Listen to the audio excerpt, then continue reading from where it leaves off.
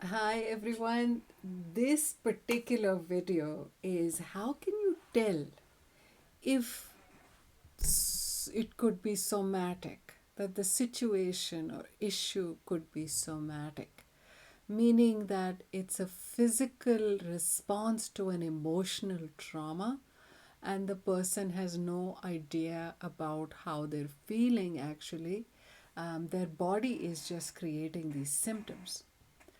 So, typical signs of somatic responses to an emotional trauma is number one, difficulty verbalizing, acknowledging, or expressing feelings.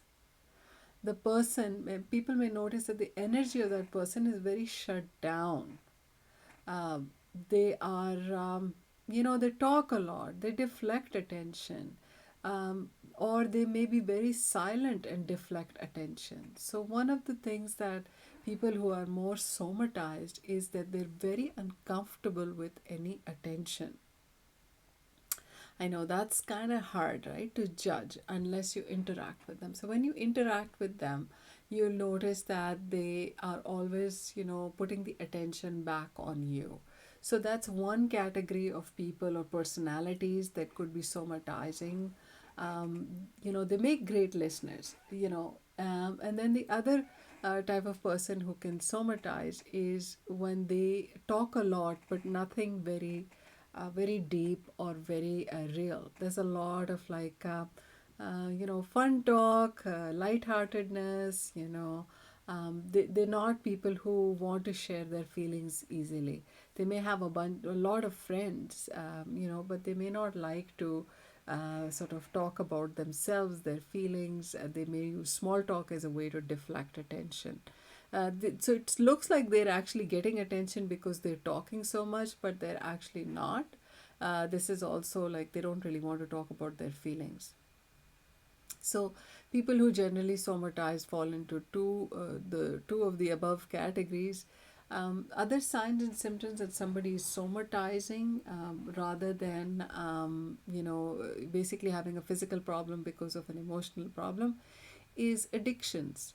People who smoke, people who can smoke a lot because that actually helps them control the anxiety, or the grief or whatever it that is lies behind the anxiety. So smoking, any kind of addictions, drinking alcohol, that's also typically a way to sort of push emotions down.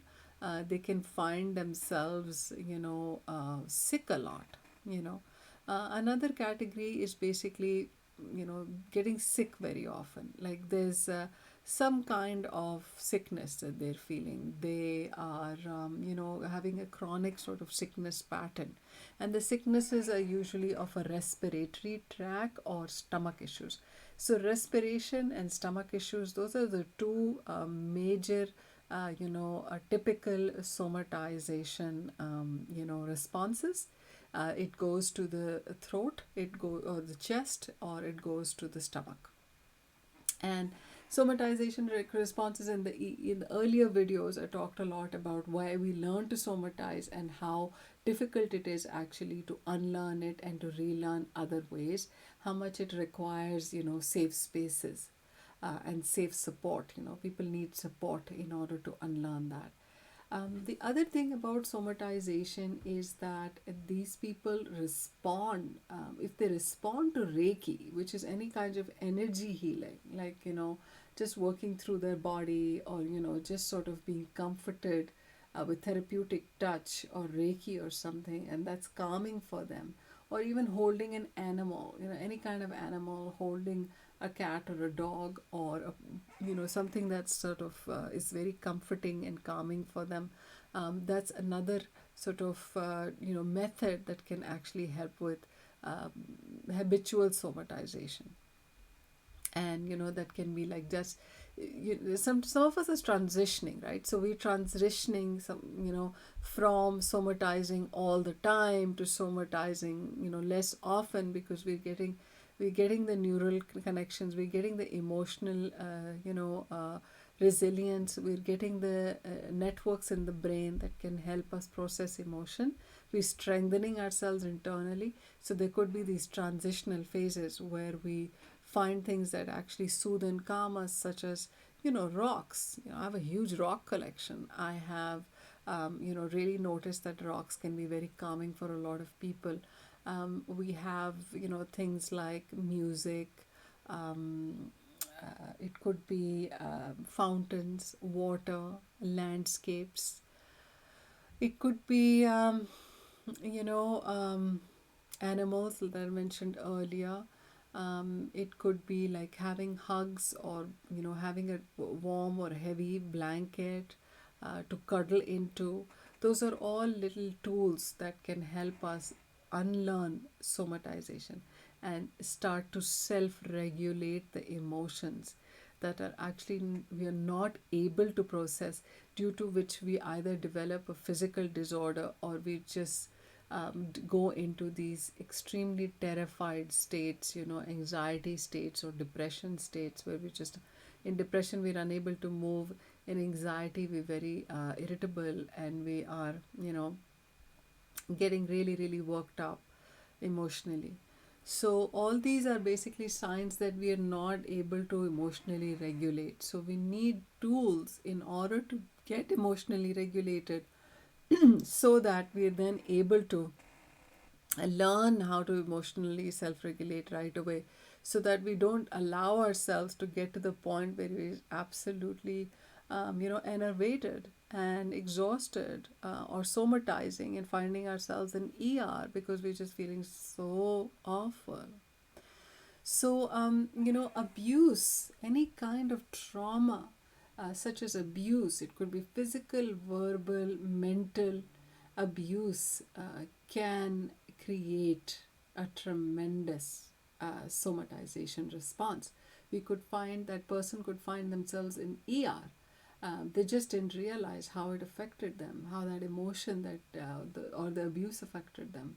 If there has been a past pattern of abuse, and any kind of abuse in the history, it may get immediately triggered every time there is a threatening or aggressive tone of voice, or physical non-verbal behavior, and the person can find themselves having an extreme response, a physical response that takes them to ER. They go to ER, and then they find out that all the tests are done, and they may find out that there's actually nothing physically wrong with them.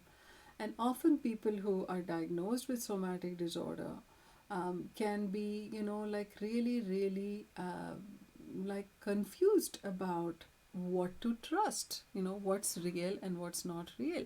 They may actually start to think their emotions are completely unreal, and they may ignore physical symptoms when real physical symptoms happen, because they're thinking, oh, that's just my mind playing tricks on me, and then end up, ignoring a physical symptoms as well. So there's the other end of the spectrum. So we want to kind of develop enough somatic, resonance or body connection, that we're able to realize if it's a real physical issue, or it is a coming from somatization. Like, somatization is basically anxiety. It's anxiety about your health, and somebody who has a lot of diagnoses can have the anxiety about health. Somebody who doesn't have diagnoses yet can have anxiety over health. Sometimes our chronic anxiety can create physiological illnesses as well. It has been said that at least 90% of all diseases have a somatic or stress related, you can call that stress related illness as well. So there's a lot of reasons why we need to learn better ways to take care of ourselves, which is what we teach at Holistic Happiness Academy. So typical ways that we somatize, I went over that in the previous video. This is typical, or rather ways in which you can support yourself to understand if this is somatizing, or if there is a genuine physical illness. So most of us go to the doctor to figure out whether this is a genuine physical illness.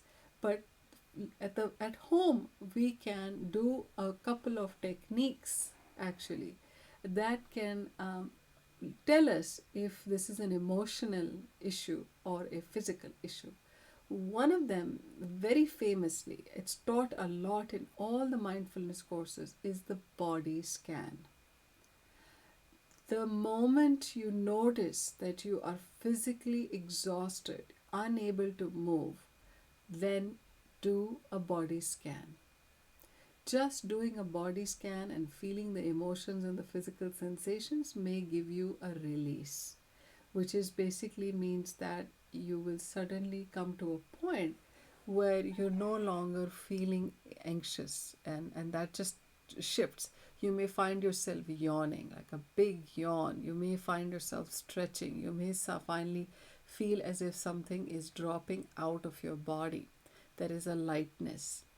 And if that happens, then you know that you have switched from the sympathetic nervous system and you have gone into the parasympathetic nervous system, rest and digest. So that level of stress that you were feeling earlier is not being felt in the body. If your symptom still persists, even when you have calmed yourself down, and that symptom could be heart palpitations, that symptom could be a headache from nowhere, the symptom could be IBS, like going to the washroom again and again. And you're like, I don't know what's happening here. The body scan can be an extremely valuable tool. I do suggest that you learn it before this happens. So you need to master this completely, practice this every day. And if you still have a somatic response, then you can use that tool, that focus that you've developed, to be able to scan it. To try and do this at the time you're having an anxiety attack or you're having a huge somatic response, you're not sure if this is physical or this is emotional, is asking too much from yourself, because the brain is not going to have the focus. That's why it's very, very important that we practice meditation, mindfulness regularly, at least once a week, so that we have the focus available to us to scan our bodies and to scan whatever's going on. So, Holistic Happiness Academy is going to be offering a lot of meditation training, if I may say so. That is my primary tool. That is the work that I have done the longest. That is the work that I facilitated for years and years and years. And I am delighted to share that, because no matter how much I meditate or no matter how much I teach, there's always something more that one can learn and one can give, because it's still an intervention that has actually been recently discovered by the psychological community. I would say recently discovered, in the sense that it's only now becoming normal to prescribe or suggest mindfulness meditation, or to use that word.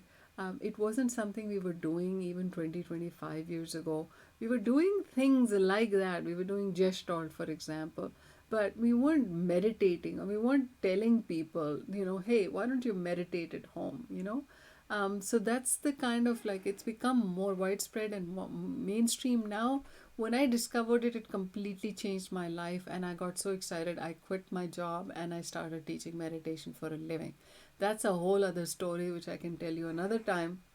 But right now, I just want to point out that learning mindfulness, practicing mindfulness, and doing the body scan as often as you can is your one way to make sure that you reduce the stress, which can have a physiological, effect on your body over time, and two, you can learn mindfulness to understand your emotions and rewire your brain.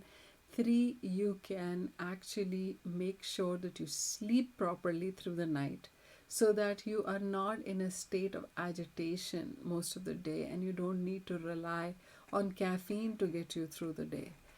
So it's a wellness technique. It's a whole technology. It's a therapeutic intervention on its own, and it's very, very important if you suspect that you somatize, which means that you're not sure if it's an emotion or a physical issue.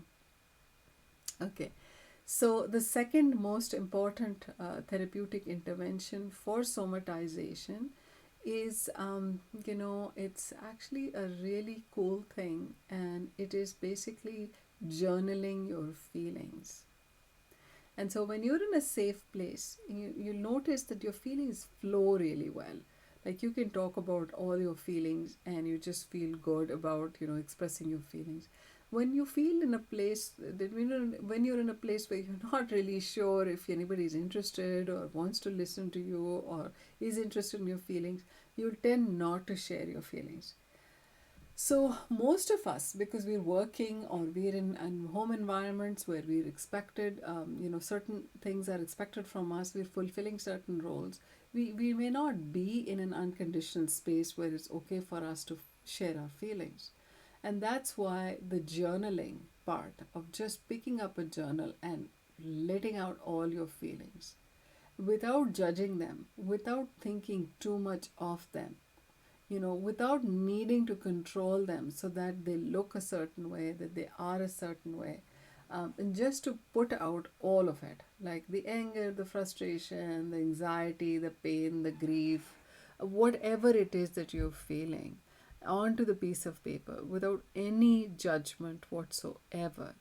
And just to keep flowing with that, just a page of journal writing every day or 2 or 3 times a week is enough usually to unlearn somatization and to stop feeling so blocked, to, to kind of be open, to just open up the channels and just to open up and flow.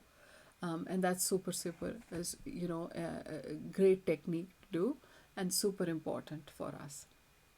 So we've got, two major techniques for,